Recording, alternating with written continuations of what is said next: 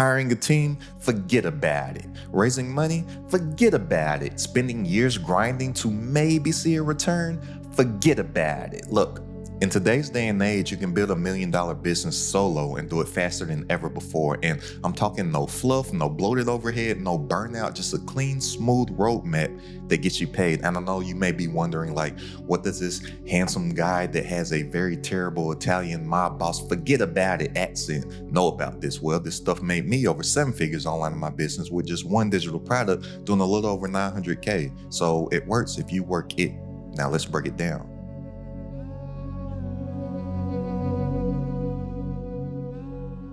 There's 5 things that are strictly non-negotiable, like you have to do them in order to build $1 million solo business. And the first thing out the gate is that you have to pick the right battlefield, because if you're gonna go solo, you can't play games that require an army. And it's only gonna take me about 5 minutes to break down these 5 things. So if you don't have 5 minutes to spare, then by all means, just go step on all the landmines along your entrepreneurial journey. But picking the right battlefield, what does that mean? That means that you have to pick a high demand niche that one person can dominate. And the top 3 niches that people make the most money in are health, wealth, and relationships, right? But yes, those 3 areas are high demand, but the mistake that people do is that they just go and they try to attack the entire niche. They try to go and attack the entire market.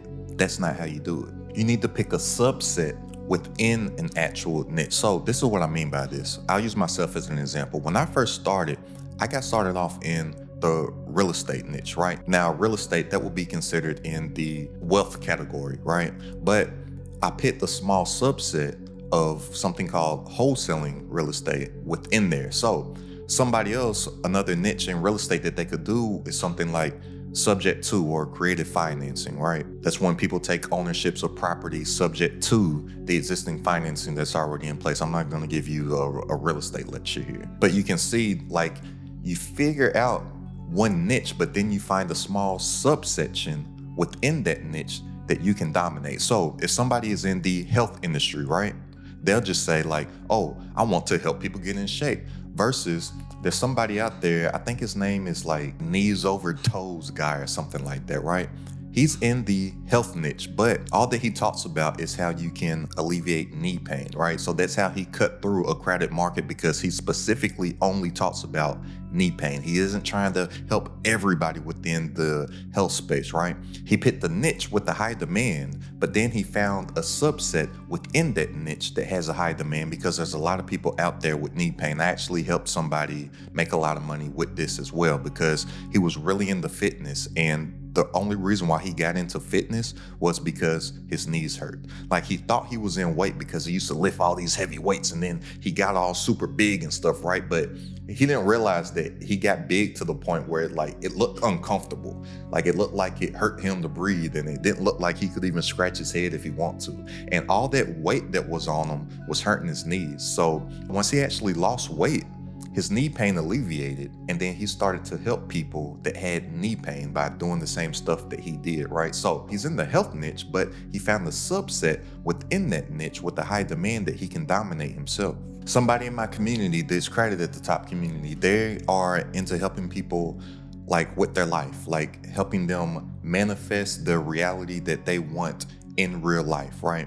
And yeah, the whole manifestation world, that's a crowded space, but he found some success in something called robotic manifestation. And I'm like, yo, that's a whole lane that you can go and dominate. Like, you can become the go-to person within the actual niche by just attacking that sub niche within the niche. But this is how you get seen. And a lot of people, they don't want to do that because it doesn't sound sexy. Like, they're looking at all of these other bigger entrepreneurs and all these other bigger influencers and creators, or whatever you want to call them. They're like, oh, I want to do that. But if you look back at anybody's origin, if you look back at anybody that has all these huge audience sizes, they typically all started off doing one thing. They typically started off becoming the go-to person in that actual thing. So if I use somebody like an Alex Hormozy as an example, he may be like the #1 guy in the entrepreneurial or business space, right? Alex Hormozy started talking about gyms. You can go back,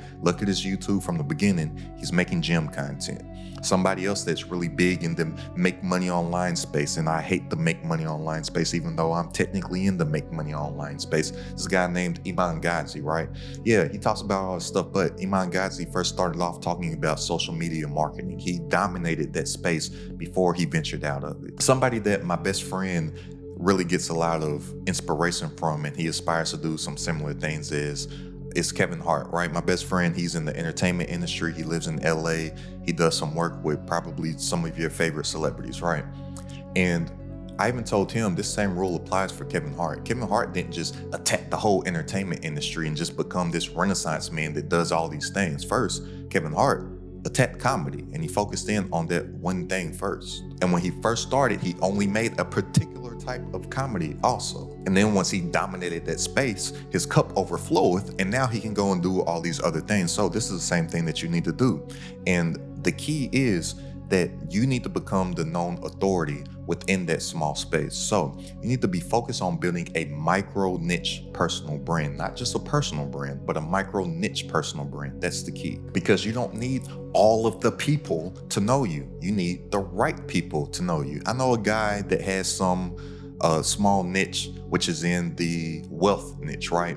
But his is in the crypto niche, right? And I don't know anything about crypto, but I do know that he doesn't just talk about crypto. He only talks about something called DeFi or yield farming. That's his thing. He has a small YouTube channel of maybe like 20 something, 30 something thousand subscribers. May sound like a lot right now, but in the scheme of YouTube, that's not a big channel, right? He makes multiple hundreds of thousands of dollars per month with that small YouTube channel. He got to a $30,000 per month level when he was first starting off within like maybe 6 to 8 months with only like 3 to 4, maybe 5,000 subscribers, because he had 300 people paying him $100 a month, right? He didn't need all the people. He needed the right people, and he only focused on building a micro niche personal brand and focused on that subset of a niche within a big niche that has high demand. And don't think that you have to be in some make money type lane. Like, you can really do anything. And when you really get to the foundation of everything really does come down to health, wealth, and relationships. I met some lady in the Delta Lounge. She makes like high 6 to 7 figures a year helping people like knit, you know, with yarn and the 2 little sticks and stuff like that. And she was like, outside of people like wanting to do the craft, it's helping them get in a peaceful mindset. So she was like, she really has like a health product, right? Because it's helping people get peace of mind, which is helping their personal health. And I was like, oh, that's crazy when you put it like that. So a niche YouTube channel gets monetized by making offers to a niche audience. That's the key. It's not sexy because most people just want to get all these subscribers and all these followers and all these vanity metrics just for vanity metrics' sakes, when majority of people with all the vanity metrics don't have any money. That's why you hear all this stuff about people quitting content creation, because they're just thinking of being content creators, where you don't want to be a content creator. You want to be a contentpreneur. You want to use content to drive traffic to your business. In order to do that, you can make 7 figures with having a small audience. So something like a niche YouTube channel, making offers to a niche audience, could be the key to making a lot of money. It may not sound sexy, but it's very scalable and it's solo friendly. Now, second, you need to be thinking in systems, right? And system is an acronym I came up with that means that system means saving yourself time, energy, and money. You always need to be thinking in systems and always be creating systems for you, so the systems can be working for you 24/7, 365, so you can get your time back and make more while working less. So look, what most people do is that their money is dependent on the amount of time that they have. This is a little clock right here, right? But you need to be able to remove your time from the amount of income that you make, and that's the only way that you will be able to scale. And you can only do this by creating these systems for yourself, saving yourself time, energy, and money. So you need to be thinking about ways that you can automate certain tasks into an actual system. And the great thing about living in today's day and age, I hope you truly understand that we are living in the best age that it has ever been to be a human being. Because in what other time could you run like 90% of a business on autopilot through automation? So there's certain tools like Zapier, right? There's certain tools that you can use like a Zapier to automate something. So Zapier is kind of something like There used to be something back in the day called if this, then that, right? If this, then that. Yeah, I don't know what happened to those people. Like Zapier just came and took that whole track. But it's kind of like a if this, then that type of deal, right? So Zapier is something to where you can automate certain tasks to where it's like, if something happens here, then you can delegate Zapier to have this happen there. So let's say that you have a landing page or you have a funnel, right? And say that you have multiple offers within the actual funnel. Well, if this person clicks that, then you can have Zapier automate what email that they get. Or if they don't click that and they click this, then Zapier could automate what happens to here, right? So you can just have something flowing on autopilot to create certain workflows, right? You can automate something like email marketing, right? They have all these softwares for email marketing, whether it be a kit, formerly known as ConvertKit, whether it be a active campaign, right? Whether it be whatever, the softwares don't matter. What matters is that you use something to automate this stuff so you're not manually doing everything. And you can even connect something like a Zapier to your email software, a platform to sell digital products, whether it be something like Go High Level or ClickFunnels or WAP or Kajabi, right? Or School or whatever. The platforms don't matter. What matters is that you can use these platforms to automate stuff. You can automate processing payments through something like Stripe. You can use something like Typeform, right, to automate leads. Or you can have people like fill out questionnaires, right?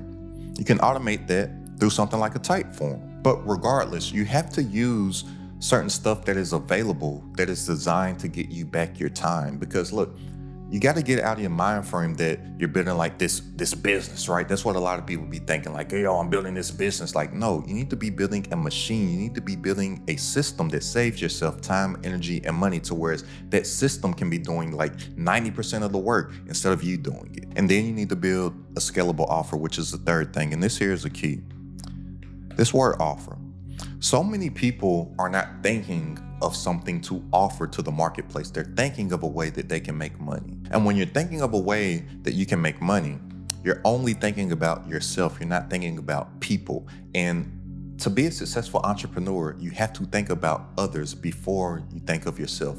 Because the only reason anybody will spend money with you is if you can solve a problem that they had.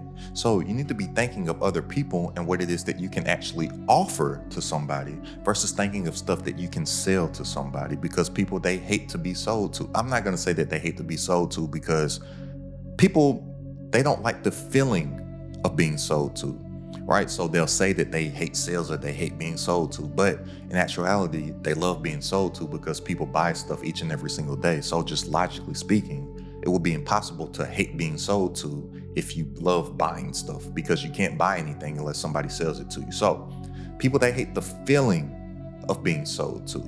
And every time somebody says that they don't like sales or they don't like being sold to, they're going back in their memory banks to a time where they felt uneasy about something that somebody sold to them. They're going back to a time in their history to where somebody got over on them, somebody scammed them, whereas they felt like they got the short end of the stick. They're going back in a time to where they bought something and then they didn't feel happy with their purchase, because afterwards they felt like the salesperson was the only person that benefited, not them. But when they feel like they're getting the better side of the deal, they don't mind spending their money. And here's something about people also.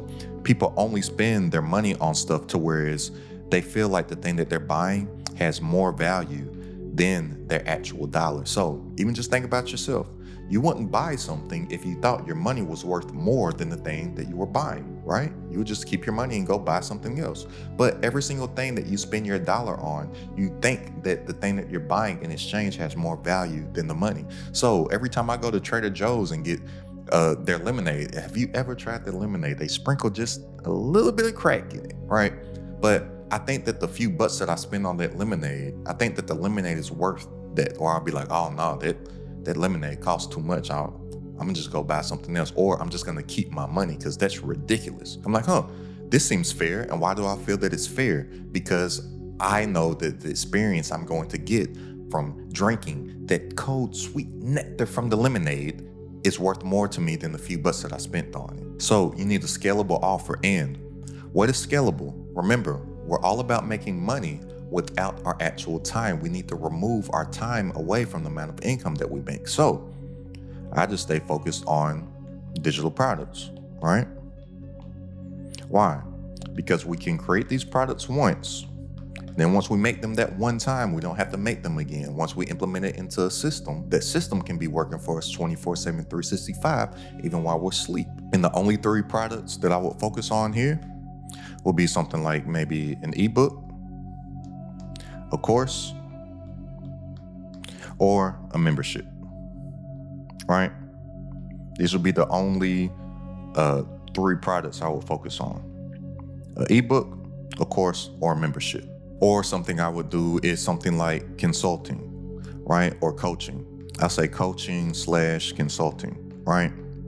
But even if you think about these 2 right here, coaching or consulting, when you really break it down, it's really just a digital product, because my definition of a digital product is anything to where the deliverable of it is online. So if you want to do a mentorship, if you want to do some type of mastermind, accelerator program, whatever you want to call it, if the deliverable of it is online, then it's a digital product. But if you want to do the coaching or the consulting route, make sure that you have some type of repeatable process to where you're not putting any more effort or time into it. You're just doing the same exact thing over and over and over. And then guess what?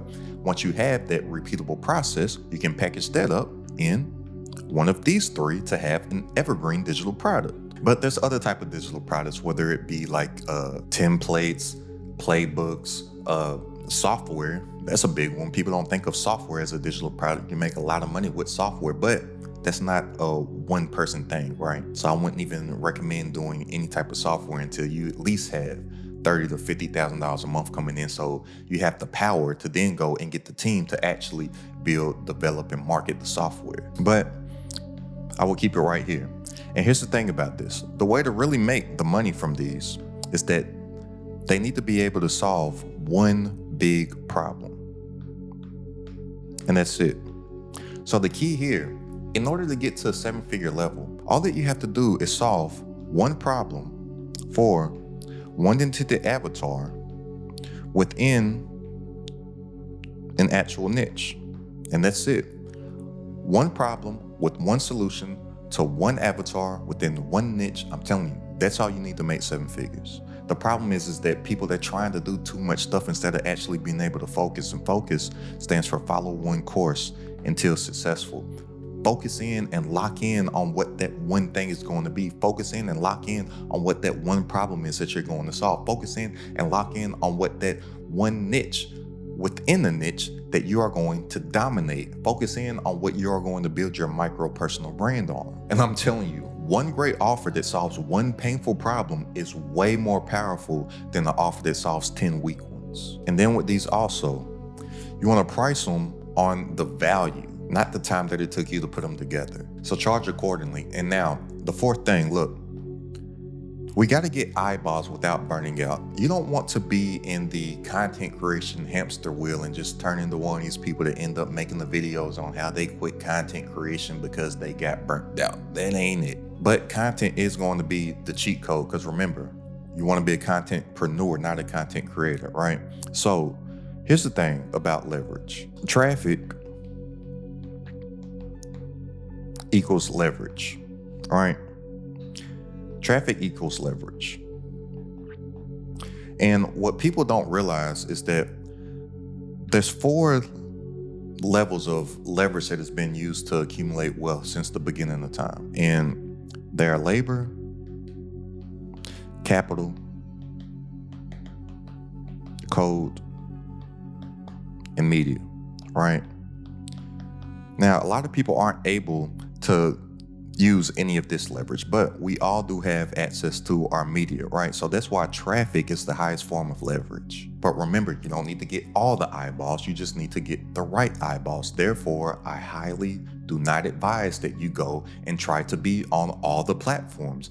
Pick one. It's all about focusing, following one course until successful. And I wish that I did this years ago, but this platform that you are on right now of YouTube is the king. It beats all, it trumps all, it's even better than paid traffic. So I even give you this example. I don't even have the biggest YouTube channel yet, but just last month alone, I got over 1 million impressions, right? If you're not familiar with what an impression is basically just an eyeball. So every time that you're on your phone, every time you're on your computer, your tablet, whatever it is, and anything runs across your eyes, that gets counted as an impression. So all those times that you see an ad and you scroll past them or you hit skip, that counts as an impression. Every single thumbnail that you see on your YouTube home screen that you decide to not watch, that counts as an impression. Everything that's suggested on the side of YouTube, that counts as an impression, right? So back when I used to run paid advertising, I would get charged about $25 to $30 per 1,000 impressions. And CPM, that's what means 1,000. It stands for cost per mil, and mil is just a fancy word for 1,000, right? So in the paid advertising world, you get charged per 1,000 impressions, and per 1,000 impressions, I was getting charged about $25 to $30. Well, just last month alone from my small YouTube channel, I got about 1 million impressions, right? So if I take this 1 million and divide it by 1,000, I get, oh, look, it solves it for you right there. I get 1,000, right? Well, if I take this 1,000, let's just say on the low end, I multiply that by 25. Let's see if it does some magic again. Yeah, that's dope. I got 25,000, right? So I basically got $25,000 to $30,000 worth of free promotion from my small YouTube channel. And I'm not even gonna say free promotion because YouTube paid me. So I actually got paid while getting $25,000 to $30,000 worth of free advertisement. I would have had to pay this same amount in paid ads that I got the same traffic while getting paid from a small YouTube channel. I'm telling you, this stuff is crazy. And then if you do want to run some advertising, well, guess what? You just have a whole pool of people that are familiar with you that when your ads do show up, they'll be more likely to watch them and more likely to click them. Because think about just advertising. Nobody wants to see ads. Think about all the ads that you scroll past and you skip past every single day. And that's why everybody just thinks that they can just run ads and like just automatically make money. I'm like, when have you clicked on the ads? When do you watch the ads? Like, nobody ever wants to see ads except for the Super Bowl, and those aren't even good anymore. But look, and here's how you can build your YouTube channel to actually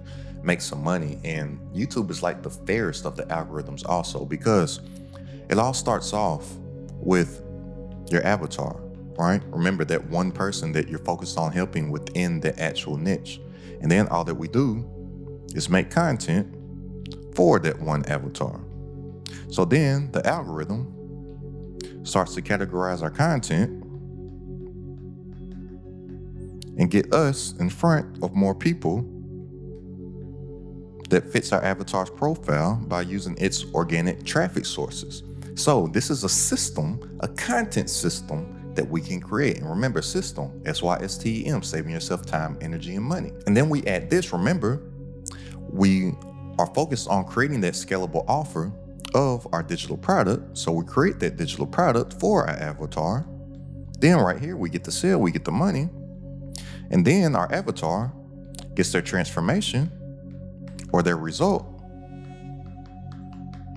right? Because all somebody wants to do is go from their current situation to their desired situation. That is the result. That is the transformation that they're buying. They're not buying a digital product. They're buying a result. They're buying a transformation. Then these people basically turn into evangelists for you. And when I say evangelists, I just mean an ambassador. I'm not getting all religious with you. And even in religious scripture, what is an evangelist? It's just somebody that got a transformation. They went and they spread the word. So you get to get this flywheel effect. And if you're not familiar with the flywheel, a flywheel, it may take some time to get going, but it gets bigger and bigger and bigger and bigger and just grows on its own over time. That's why this system will start to grow over time once you get it working by implementing this content flywheel with your product flywheel right here. You can let the content do the heavy lifting. All that you have to hit is publish. I'm telling you, it's not simple to do content creation. Once you have a game plan and know what you're doing, it's not hard at all. It's very simple. But this right here, this can be working for you nonstop, 24 hours a day, 7 days a week, 365 days a year. I know I don't have to do that much work, but I do know that I have hundreds of little Aston CEOs running out and doing work for me every single day while I'll be chilling. So let the content do the heavy lifting. And remember, traffic equals leverage and content equals authority. And that's how you become the authority with your micro niche personal brand within a space. And then the fifth thing, you have to optimize for profit, right? You have to optimize for profit. And this is where so many entrepreneurs are dropping the ball. And that's why I said, like, they're going in the battlefield solo and they're getting obliterated because they need an army, because most people, they're building the wrong thing. So most entrepreneurs out here trying to build a business that has enterprise value, when actually they need to be building something that is a cash flow business. So these cash flow businesses, these are the single person businesses. These are the single solo businesses that you can scale to 7 figures.